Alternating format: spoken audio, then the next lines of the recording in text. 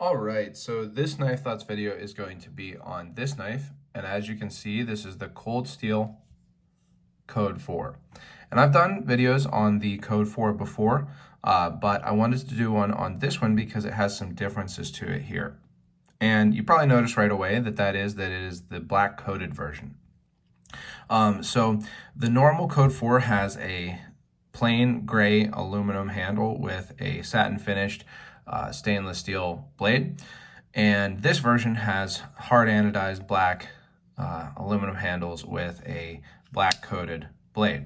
Now, I looked and I haven't been able to find what the exact type of coating is on this knife on the blade, but it seems like a DLC type coating, and it seems to have held up well so far. I've used this knife to cut up some cardboard and general use like that. So it seems like a good coating, whatever it is.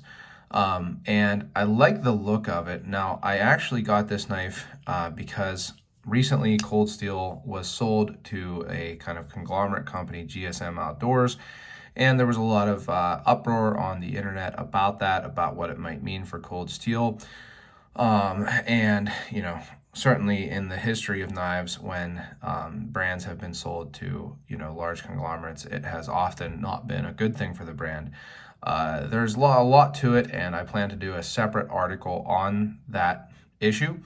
But I bought this knife in part because Code 4s are already, getting a little bit tough to find, and especially this black version, which I thought was pretty cool. So, the Code 4 is a really great knife. It's one of the knives from Cold Steel that kind of defies their typical, the way people see them as, just making big, ridiculous knives. The Code 4 is very much a normal EDC knife. Now, Code 4 is, and I'm not super versed on this, but it's a code used in law enforcement to mean no backup needed or something along those lines. And it's a good name for it. This knife is a really great EDC knife that even a lot of people who aren't Cold Steel fans have come to, realize and respect as a good EDC knife. It is a very, reasonably sized knife compared to some Cold Steels. It's not a small knife by any means, or by most people's definition, but it is definitely not a huge knife either.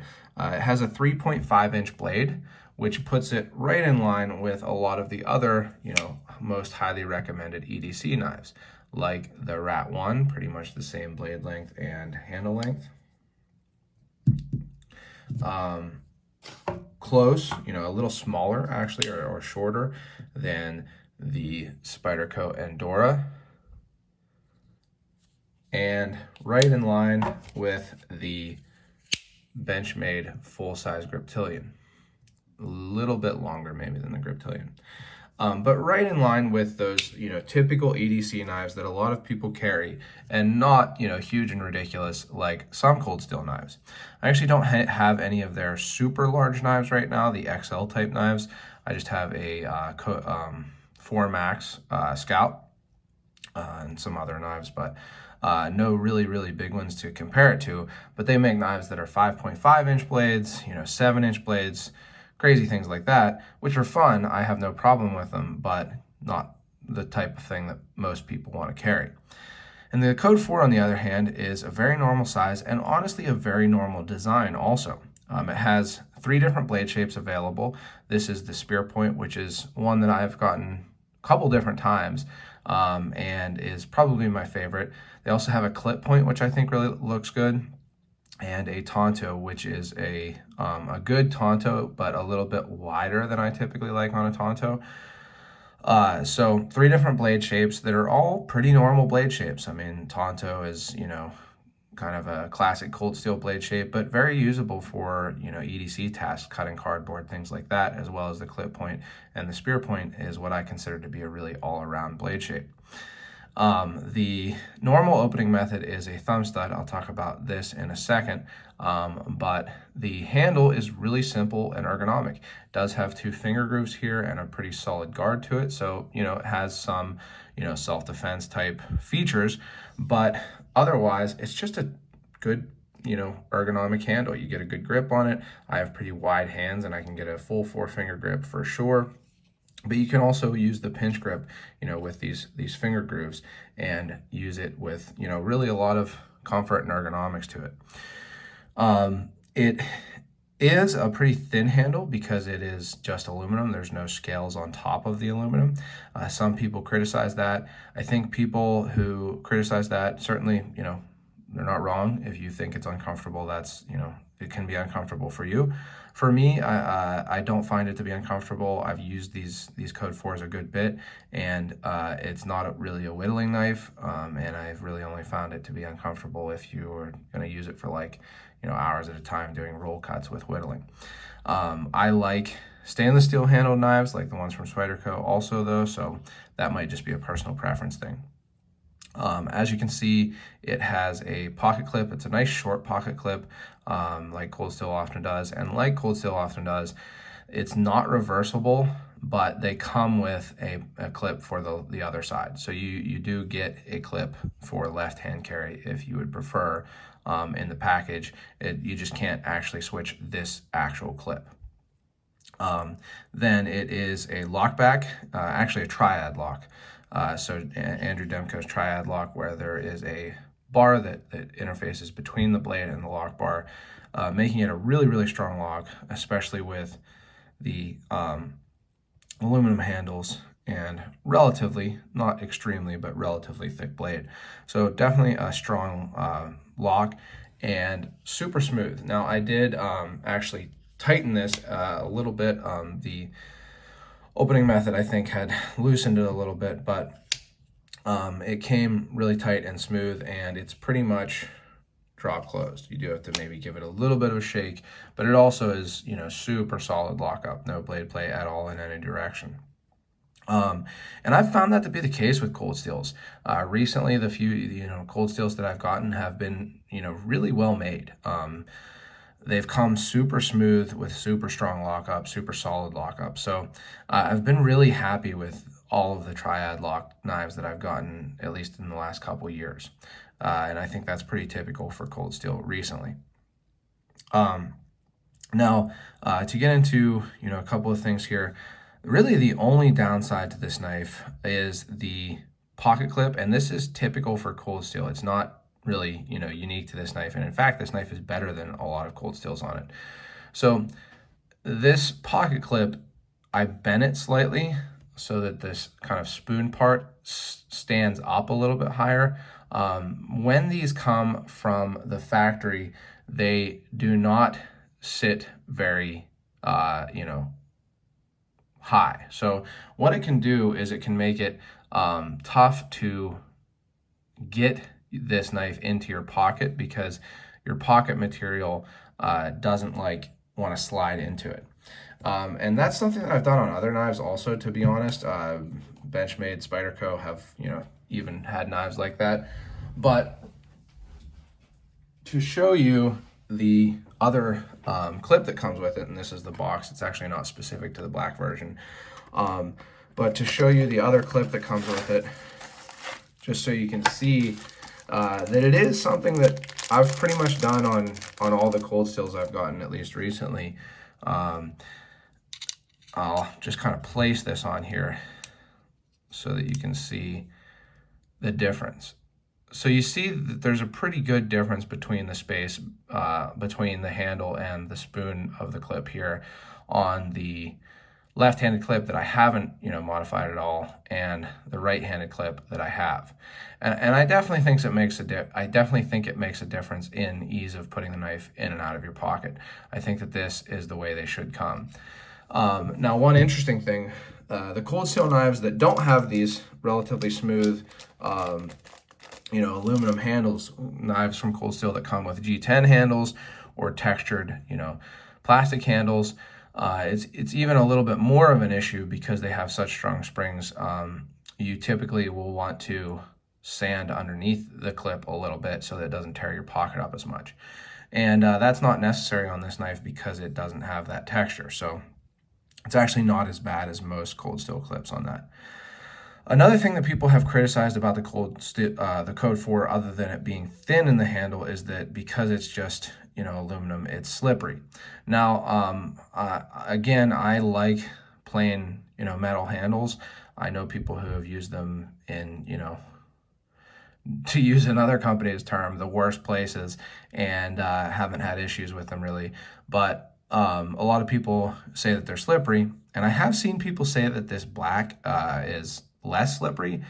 I don't have a plain cold steel to compare it to, but I don't really notice a difference.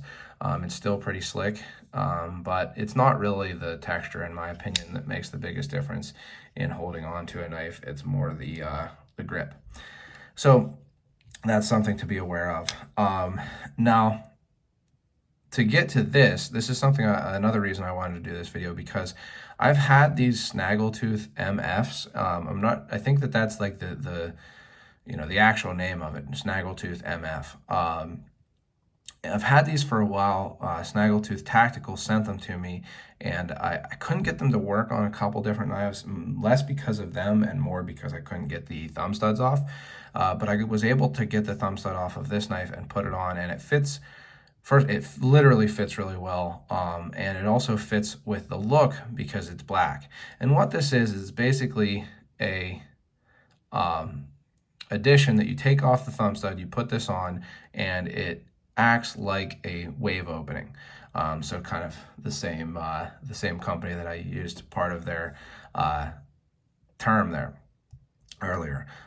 So it catches on the pocket as you pull the knife out and opens it without you having to do a secondary motion. So normally you have to pull the knife out of your pocket, get your thumb on the stud, and open it.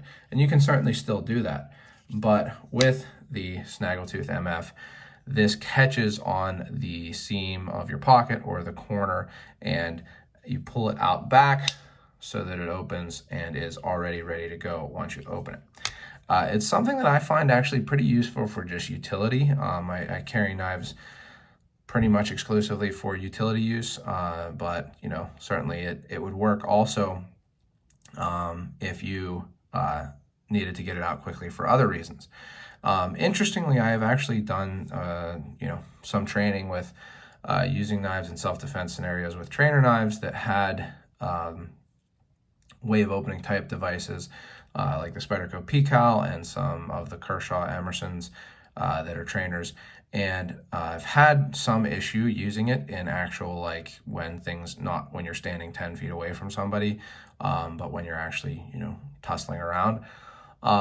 But that said, the kind of people that I train with and under do recommend wave openings. So it's maybe just something you have to train with a little bit more. But more importantly for me, I do find it to be pretty useful in utility use, just because you can pull the knife out of your pocket and it's already ready to cut. One downside to the wave feature, and it's not specific to the Snaggletooth MF at all, it's the case for any wave knife, is that you have to be careful that you don't accidentally partially open it.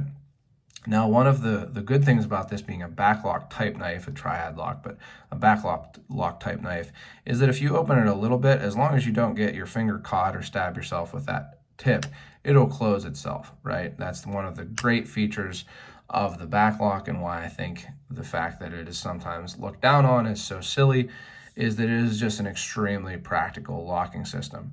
I think that the backlock is still probably my favorite. But if, as long as you don't stab yourself or get something caught in there before it does it, it'll close automatically. Whereas a liner lock or frame lock with a wave opening feature won't do that.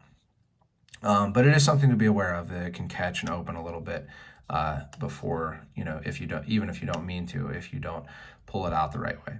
But I do like this addition to it. It's something that I'm glad to finally be using, the Snaggletooth MF, consistently. And I have a couple others that I have some ideas for. So anyway, this is the Cold Steel Code 4. Like I said, like others have said, it's a really great EDC knife and one of the best practical, more normal knives from Cold Steel. And unfortunately, on Cold Steel's website, several of their prices, or actually a good number of their prices on their actual website, have gone up since they were sold. This knife before was I didn't buy it on Cold Steel's site, so I'm not exactly sure, but I believe I'd seen it at like $110, maybe $120. It is now $150 on their site. So pretty good increase, but this knife is a knife that the cold steel is a model that I haven't bought at more than I think $90. You can find them still for significantly less than that. This knife I actually bought for about $78, straight from a dealer, not secondhand. So if you want to get one of these cold steels, I think, you know, it might be the time to do it now, because it does seem like the GSM Outdoors has intentions to increase the prices on some of Cold Steel's models. And, you know, there's a pretty big difference between $150 and $78. Makes a big difference in, you know, the category of knife that this goes in. For me at $78, this is an incredible value. You get a really good design, you get really good materials, in my opinion. You know, this 6061, I think it is, aluminum, is a good handle material. S35 VN steel, great steel, you know, for a blade. Triad lock, which is a really reliable lock, and just this great design. I think that it's a really, really good value at that price if you would like a very solid and still easy to carry EDC knife, especially being that it might be not quite as good of a value once they dry up from dealers currently, and, you know, the new ones come with maybe new map pricing or something like that. So try one out, get one if you haven't, before the price increases, and I hope you've enjoyed this video. If so, don't forget to like it, subscribe to the channel, and hit the bell for notifications so you know when I post new videos. Also, check out my social media, Instagram, Facebook, everything like that, all at Knife Thoughts, and my website, knifethoughts.com, where I post articles on knives like this and knife-related topics. And last but not least, as always, don't forget to go out and do good.